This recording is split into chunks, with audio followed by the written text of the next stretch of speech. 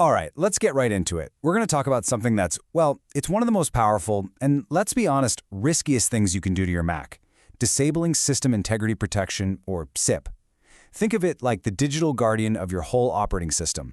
But, sometimes people want to get past that guardian. So today, we're going to break down exactly why they do it, how it's done, and maybe most importantly, what the real-world consequences are, straight from people who've actually done it. You ever been there? You trying to clean up your Mac, you grab the Photos app or Safari, drag it to the trash, and nothing. Your back just says, nope, not happening. It's super frustrating, right? But here's the thing. That's not a bug. It's actually a feature. It's the first clue that there's something really powerful working behind the scenes, protecting the core of your system, whether you like it or not. And that's exactly where our story kicks off. So, that brings us to the big question. Why on earth would anyone deliberately turn off a major security feature on their Mac? I mean, it sounds kind of crazy, but for some people, the reasons are compelling enough that they're willing to take that leap. And really, the reasons pretty much fall into three buckets. First, just like we said, it's about control. It's that desire to finally get rid of those pre-installed apps you never use. Second, it's all about software. Some patched or modified apps out there just flat out refuse to run unless SIP is gone. And lastly, for the real power users and developers, it's about getting under the hood for some deep customization, messing with system files that are normally locked down tighter than Fort Knox. Okay, before we go any further, we really need to get our heads around what this guardian, this SIP, actually is. It's a term that gets thrown around a lot in the Mac world, but what is it really doing? Let's get a nice, clear definition. So here's the real kicker. SIP completely flips the script on how power works on your Mac. Even if you're the administrator, even if you have that root user password, which, used to be the keys to the entire kingdom, SIP steps in and says, hold on a second. It basically creates these protected zones, these no-fly zones in the operating system that nobody can touch, not even you. That's why they call it rootless. It's all designed to stop malware from getting its hands on the really critical system files.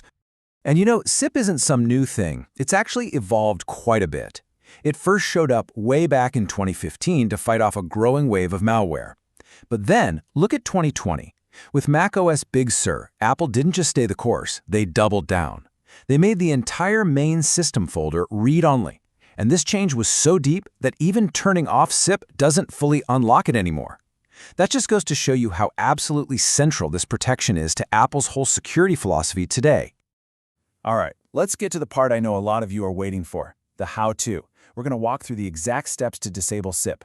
But just a quick heads up, we're explaining this for informational purposes. Actually, going through with this stuff carries some very real risks, and we're going to cover those right after this section. Now, the most important thing to get is that you can't just do this from your desktop. You can't just open an app and click a button. I mean, the whole point of SIP is to protect the system while it's running. So to change it, you have to get outside of the system. And that means booting into a special environment called macOS Recovery.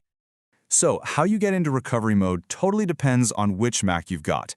If you're using an older Intel-based Mac, it's that classic move, hold down Command and R right as it restarts. But for anyone on a newer Apple Silicon Mac, so an M1, M2, M3, you name it, the game has changed. You have to start with the Mac completely powered off, then press and hold the power button until the options screen appears. It's a small but absolutely crucial difference. Okay, so once you're in recovery, the process itself is, honestly, it's almost shockingly simple. You just find the Utilities menu up top, open the terminal, and from there, it's just one little command, CSURI-TILT utility disable. You type that in, hit enter, and boom, you'll see a message pop up confirming SIP has been turned off. After that, you just restart your Mac like normal, and you'll be booting back into your OS. Only this time, its main guardian is off duty. And of course, this isn't a one-way trip. The command to turn SIP right back on is just as easy, CSRUtil enable. You can also check its status at any time with CSRUtil status to see if it's on or off. And there's even a kind of middle ground, a command that lets you disable protection for just the file system while leaving other parts locked down. So it's a bit more nuanced than just a simple on-off switch. So we've talked about the why and the how. The steps seem so simple, so clean. But this is where our explainer takes a really sharp turn. Because what happens after you restart your Mac? Well, that's a whole different story. And it's a story best told by the users who've actually lived it. This right here is the moment of truth. Following some guide you found online is one thing. Living with the consequences day to day is another thing entirely.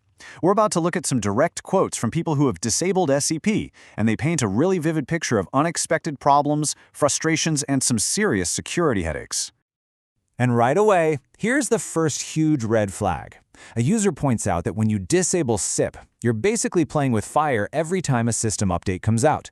Think about it. Your Mac might just fail to install those critical security patches, or worse, the whole update could just crash and burn, leaving your system in this weird, vulnerable limbo. The very thing that's supposed to keep you safe and up to date suddenly can't do its job. Now this is just fascinating. This person disabled SIP to get more control, but it totally backfired. An app that actually needs a secure system to function, in this case a VPN, just refused to run. The app is smart enough to check if the system's integrity is good, and the second it sees SIP is off, it just shuts down. So in trying to make one app work, they completely broke another one. And then we have the exact opposite problem, which is just as maddening. This user has a patched version of an audio program, TJ, that has now become dependent on SIP being disabled, so they're completely stuck. To use this one specific app, they have to leave their entire system wide open. The moment they turn security back on, their software breaks. It's a classic catch-22. This last comment just perfectly sums up the modern headache, especially on the newer Apple Silicon Macs. This M1 user is caught in a tug-of-war. They find that with SIP off, a bunch of their other apps just refuse to launch because the Mac's overall security level is now considered too low. It's not just about one Guardian anymore. It's a whole interconnected security web, and when you pull one thread, the whole thing can start to unravel. So, after seeing the steps and hearing these real-world stories, it really all boils down to one fundamental conflict. It's that age-old trade-off between security and control, but on a modern Mac, the stakes have never been higher. When you strip it all away, you're left with two very different paths. On one side, you have SIP enabled.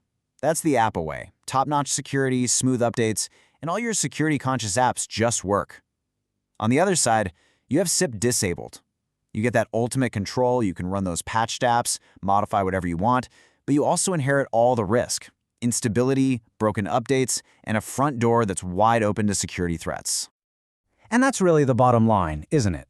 There's no secret third option where you get all the freedom with none of the risk. Disabling SIP is a very conscious choice to trade the safety of Apple's secure walled garden for the wild, open plains of total system access. So we'll leave you with this question. After seeing the process, after hearing the stories, is it worth it? Is the freedom you gain worth firing your system's personal guardian? For a very small number of people, the need for a specific tool might make it a risk they have to take. But for most of us, the protection SIP offers is silent, it's invisible, and it's absolutely essential. The choice, ultimately, is yours.